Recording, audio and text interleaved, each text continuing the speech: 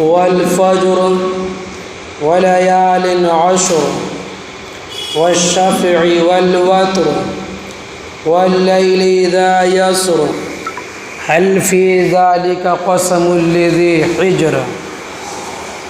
صدق الله المولانا العلي العظيم. صدق رسوله النبي الكريم الأمين. ونحن على ذلك من الشاهدين والشاكرين والحمد لله رب العالمين. بزرگان محترم، اللہ رب العزت کے رحم و کرم سے ذوالحجہ کے مہینے کا آغاز ہو چکا ہے، جس کی آج پہلی تاریخ ہے. ذوالقعدہ کا مہینہ کل مکمل ہو چکا تھا اور آج سے ذوالحجہ کا مہینے کا آغاز ہو چکا ہے. اللہ رب العزت نے اس مہینے کی اہمیت کو دوسرے مہینوں سے بڑھ کر بنا دیا.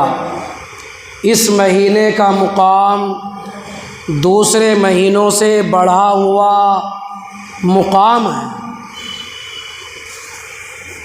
اور ان 10 دنوں کی اہمیت اور دنوں سے زیادہ بڑھی ہوئی ہے. ان 10 راتوں کا مقام جو اس وقت چل رہی ہیں، پہلی رات تھی، 10 کی 10 راتیں بڑی مبارک راتیں ہیں، بڑی عظمت والی راتیں ہیں. یعنی ان کا اللہ رب العزت نے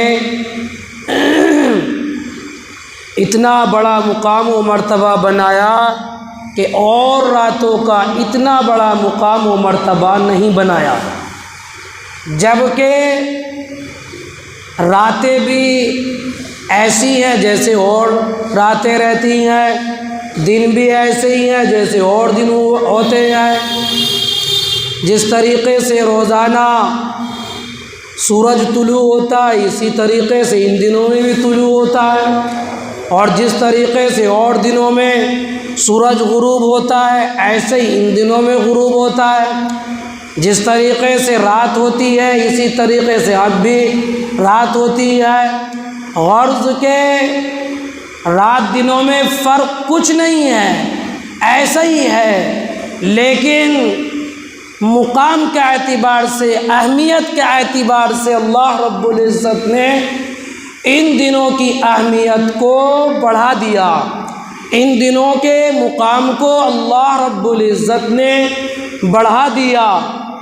ان دنوں کا مقام اللہ رب العزت کی نظروں میں بڑھا ہوا ہے، اور مہینوں کے مقابلے میں اس مہینے کی اہمیت کو دوبالا کر دیا ہے، بڑھا دیا ہے. یہ تو اللہ رب العزت کی مرضی ہے کہ وہ جس کو مقام عطا فرمائے، جس کو عزت عطا فرمائے یا جس کو ذلت عطا فرمائے. یہ تو اللہ رب العزت کے قبضہ قدرت میں ہے. اس مہینے کا مقام، اور خصوصاً اس مہینے کے 10 دنوں کو اللہ رب العزت نے بہت بڑا مقام و مرتبہ بنایا ہے. اور اللہ رب العزت چاہتے یہ ہیں کہ میں اپنے بندوں کو ان دنوں کو دے کر اور ان راتوں کو دے کر میں اپنے بندوں کو اپنا قریب کروں. میرے بندے میرے قریب ہو جائیں.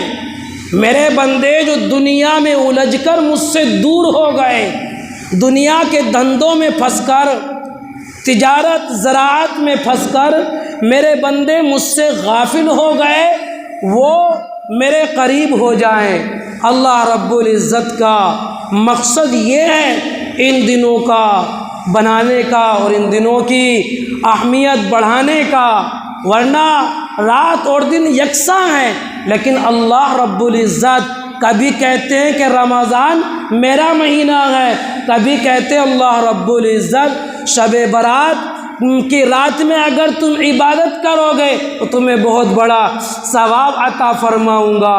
کبھی رمضان کے مہینے کو عنایت کرتے ہیں تو کبھی شب برات کی رات کو عطا فرماتے ہیں، اور کبھی شب قدر کو عطا فرماتے ہیں، اور کبھی عید الفطر کی رات کو عطا فرماتے ہیں، اور کبھی عید الاضحیٰ کی راتوں کو عطا فرماتے ہیں۔ اور ان سب کو عطا کرنے کا مقصد یہی ہے اللہ رب العزت کا کہ تاکہ میرے بھٹکے ہوئے بندے جو میرے راستے سے بھٹک گئے، مجھ سے دور ہو گئے، وہ میرے بندے میرے قریب آ جائے اور مجھ سے ملاقات کر لیں، تاکہ وہ اپنے گناہوں کو، جو گناہوں کی گٹھری انہوں نے باندھ کر اپنے سروں پر رکھ لی ہے اور گناہوں میں وہ لت پت ہو چکے ہیں، تو اللہ رب العزت کچھ ایسے دنوں کو، کچھ ایسے مہینوں کو عطا فرما کر اللہ رب العزت ان کے گناہوں کو مٹانا چاہتے ہیں، ان کے گناہوں کو ختم کرنا چاہتے ہیں۔ تو انہی ایام میں سے یہ ایام بھی ہیں جو اس وقت چل رہے ہیں۔ آج پہلا دن ہے، 10 دنوں تک اللہ رب العزت نے اتنی فضیلت بخشی، اتنی فضیلت بخشی کہ اگر کوئی ان دنوں میں سے ایک دن کا روزہ رکھے گا تو اللہ رب العزت 1 سال روزہ رکھنے کے برابر ثواب عطا فرمائیں گے۔ 2 دن کے روزے رکھیں گے تو اللہ رب العزت 2 سال تک روزہ رکھنے کا ثواب عطا فرمائے گا۔ 10 دنوں میں 10ویں جو ذی الحجہ ہے اس دن تو روزہ رکھنا حرام ہے، کیونکہ وہ عید الاضحیٰ کا دن ہے، تو 10 میں سے 1 نکال دو، 9 بچے۔ اگر کسی نے 9 روزے رکھ لیے تو 9 سال روزہ رکھنے کے برابر اللہ رب العزت ثواب عطا فرما دیتے ہیں۔ اور ان دنوں کی راتیں کیسی راتیں ہیں؟ اللہ اللہ، ان دنوں کی راتیں ایسی راتیں ہیں کہ اگر ان راتوں میں کوئی عبادت کرے گا تو اللہ رب العزت شب قدر کی رات کے برابر ثواب عطا فرمائے گا۔ ان دنوں کی راتوں میں اگر 1 گھنٹہ بھی اس نے اللہ کی عبادت کر لی تو وہ ایسا ہے جیسا کہ اس نے لیلۃ القدر کی رات میں عبادت کر لی ہو، شب قدر کی رات میں اس نے عبادت کر لی۔ اللہ رب العزت نے ارشاد فرمایا، ان عدت الشہور عند اللہ 12 شہرا فی کتاب اللہ یوم خلق السماوات والارض منها 4 حرم۔ اللہ فرماتے ہیں جس دن میں نے آسمان کو بنایا، زمین کو بنایا، اسی دن میں نے مہینوں کی تعداد بھی متعین کر دی تھی۔ سال کے 12 مہینوں کی تعداد متعین کر دی تھی، اور ان 12 مہینوں میں سے میں نے 4 مہینے بڑی فضیلت والے بنائے، بڑے مقام والے بنائے، 4 مہینے ایسی عظمت والے بنائے کہ جن کا مقام و مرتبہ کو سال کے اور دوسرے مہینے نہیں پہنچ سکتے۔ 3 مہینے تو لگاتار ہیں، شوال، ذوالقعدہ، ذوالحجہ، اور 4تھا مہینہ رجب المرجب کا مہینہ ہے۔ تو اللہ رب العزت نے سال کے 12 مہینے بنائے، اور ان 12 مہینوں میں سے 4 مہینوں کو اللہ رب العزت نے بڑی فضیلت بخشی، اور 4 مہینوں کو اللہ رب العزت نے بڑی عظمت بخشی۔ اللہ نے فرما دیا، او میرے بندو، اس مہینے کے 10 دن جو ہیں ان 10 دنوں میں سے اگر تم 1 دن کا روزہ رکھو گے، سال بھر روزہ رکھنے کا ثواب عطا فرماؤں گا۔ 1 رات اگر عبادت کرو گے لیلۃ القدر میں عبادت کرنے کے برابر ثواب عطا فرماؤں گا۔ اور میرے بزرگوں اور دوستوں، لیلۃ القدر کو حاصل کرنے کے لیے لوگ بڑی تلاش میں رہتے ہیں، راتوں کو جاگتے ہیں، راتوں کو اللہ کی عبادت کیا کرتے ہیں۔ لیلۃ القدر حاصل کرنے کے لیے، لیلۃ القدر حاصل کرنے کے لیے یہ مسلمان بنتے رمضان کے مہینے میں پورے ہفتے کا اعتکاف کرتے ہیں، پورے عشرے کا اعتکاف بھی کرتے ہیں، اور بعض حضرات پورا مہینہ جاگ کر کے گزار دیتے ہیں صرف لیلۃ القدر حاصل کرنے کے لیے۔ لیکن اللہ رب العزت نے یہاں متعین کر دیا اور بتا دیا کہ اگر تم نے اس مہینے کی پہلے عشرے کی اگر ایک رات بھی عبادت کر لی تو گویا وہ ایسا ہے جیسا کہ شب قدر کے اندر اللہ رب العزت کے حکم سے، اس کی توفیق سے اس نے عبادت کر لی ہو۔ تو اللہ رب العزت نے یہ 10 دن ایسے بنائے، اور اس مہینے کی اہمیت اس وجہ سے بھی ہے کہ اس مہینے کے پہلے عشرے میں ایسی 2 عبادتیں ہیں کہ وہ 2 عبادتیں صرف اور صرف انہی 10 دنوں کے اندر ادا ہو سکتی ہیں، ان 10 دنوں کے علاوہ وہ عبادت ادا نہیں ہو سکتی۔ وہ 2 عبادتیں، ایک عبادت تو قربانی ہے اور دوسری عبادت حج ہے۔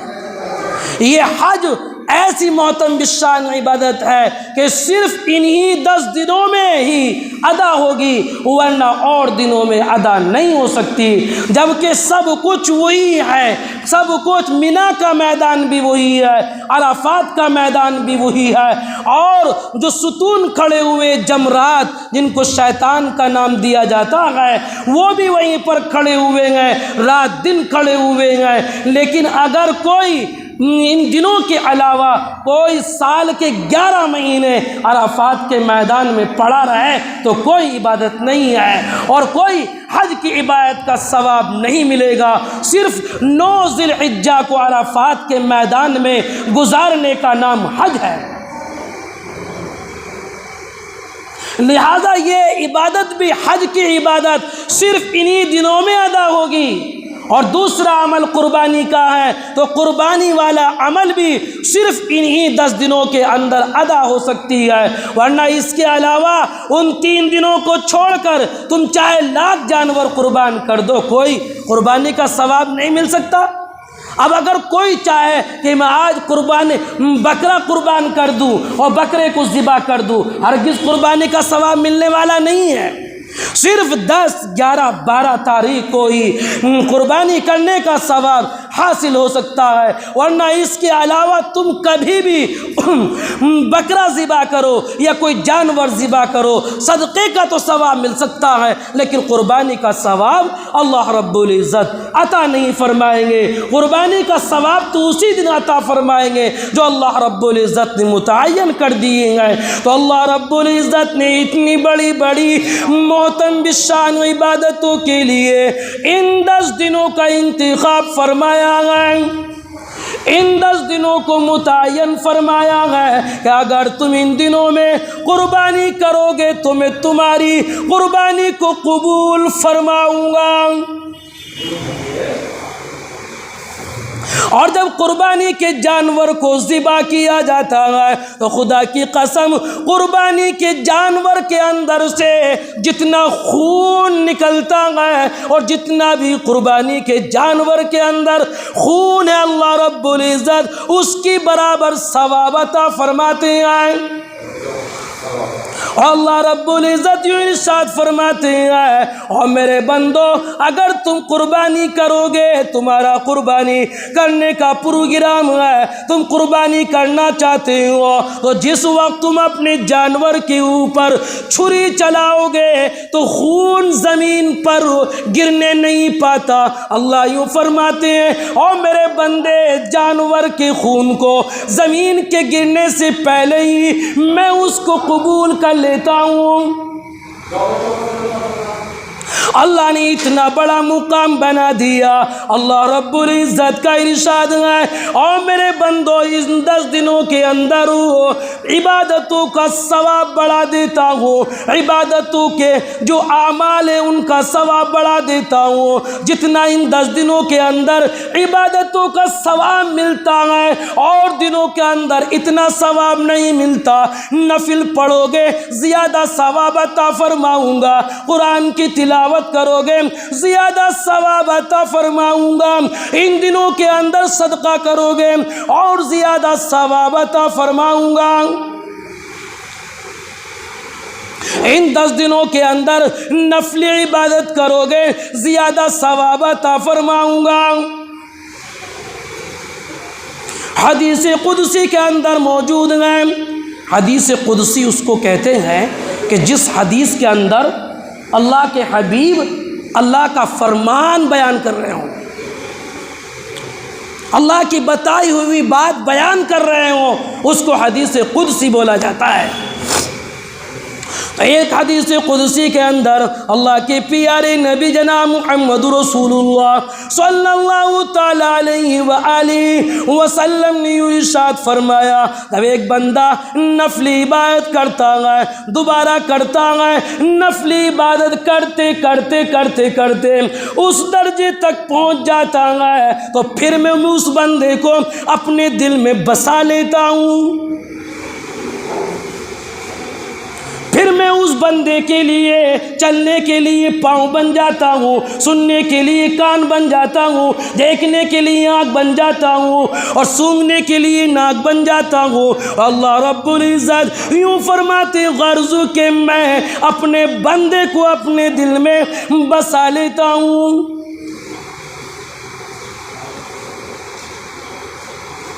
ہاتھ پاؤں چلنے کا مطلب یہ نہیں کہ اللہ اس کے ہاتھ بن جاتے ہیں یا پاؤں بن جاتے ہیں، پاؤں بننے کا مطلب یہ ہے جب میرا نفلی عبادت کرنے والا بندہ پاؤں سے چلتا ہے، اس کا چلنا مجھے بڑا پیارا لگتا ہے۔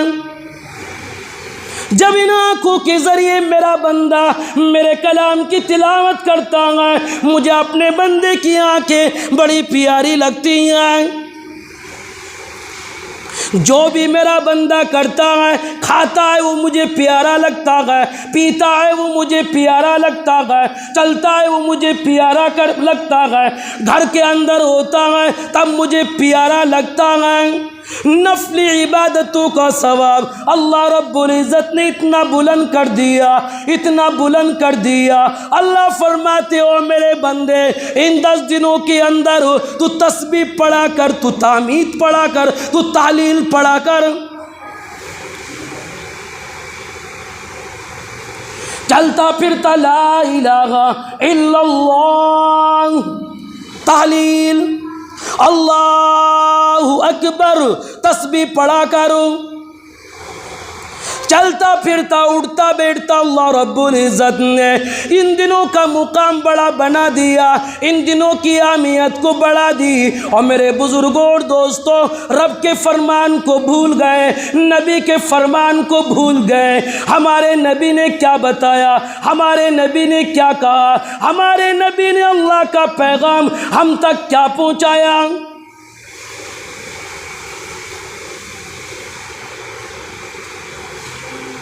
10 دنوں کے اندر پہلا عمل یہ ہے کہ جتنی بھی گنجائش ہے اور جتنی بھی ہمت ہے، آپ ان 10 دنوں میں سے کسی ایک دن کا روزہ رکھ لو،